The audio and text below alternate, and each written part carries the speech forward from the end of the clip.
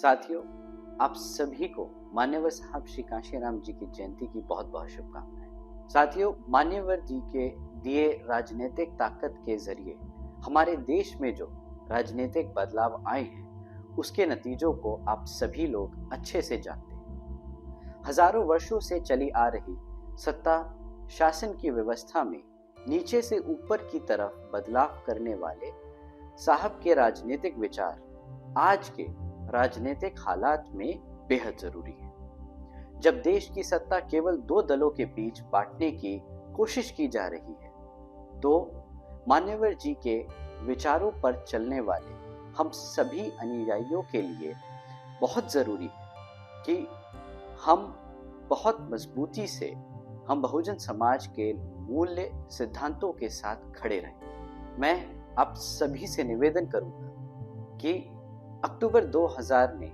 नागपुर में मान्यवर जी ने अपने कैडर में जो भाषण दिया था उसे जरूर सुने और उसे अन्य साथियों को भेजें और सुनने को कहें। साहब ने अपने भाषण में बहुत साफ साफ कहा है कि वो कांग्रेस और भारतीय जनता पार्टी जैसे दलों के पीछे पीछे चलकर दलित, शोषित, वंचित समाज के लिए राजनीतिक सत्ता पाना नहीं चाहते हैं, बल्कि वो इस ऊपर से नीचे चलने वाली सामाजिक व्यवस्थाओं को बदलने वाले हैं। और साथियों, साहब ने बदल दिखाया।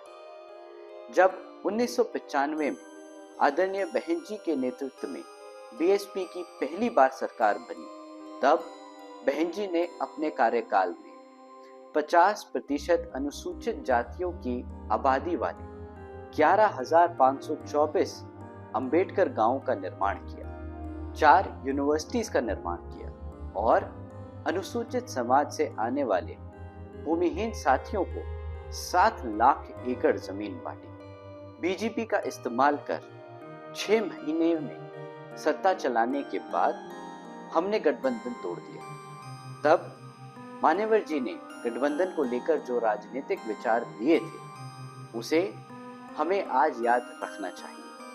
उन्होंने कहा था कि किसी भी गठबंधन को लेकर क्या करना है ये लगातार सत्ता में रहे कुछ लोग तय नहीं करेंगे, बल्कि जो कभी सत्ता में नहीं रहे अब वो अपनी शर्तें खुद तय करेंगे। साथियों, हम बाबा साहब डॉक्टर भीमराव अंबेडकर जी के मिशन पर निकले और मान्यवर साहब श्री कांशीराम जी ने शासक बनने की जो राह दिखाई है उसकी पहली शर्त ये है कि बीएसपी क्या करेगी वो अब बीएसपी खुद तय करेगी, सत्ता का सुख भोगने वाली पार्टियां नहीं। साथियों, बीएसपी के संस्थापक मान्यवर साहब श्री कांशीराम जी और आदरणीय बहन कुमारी मायावती जी ने देश में जो सामाजिक और राजनीतिक बदलाव लाए हैं उसे किसी भी कीमत पर कमजोर नहीं होने देना है। बीएसपी के सभी युवा साथियों की ये जिम्मेदारी है कि हम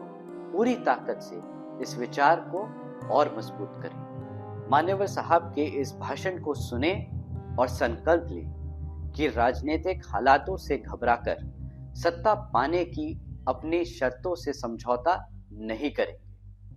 जय भीम, जय भारत, जय मान्यवर साहब कांशीराम जी।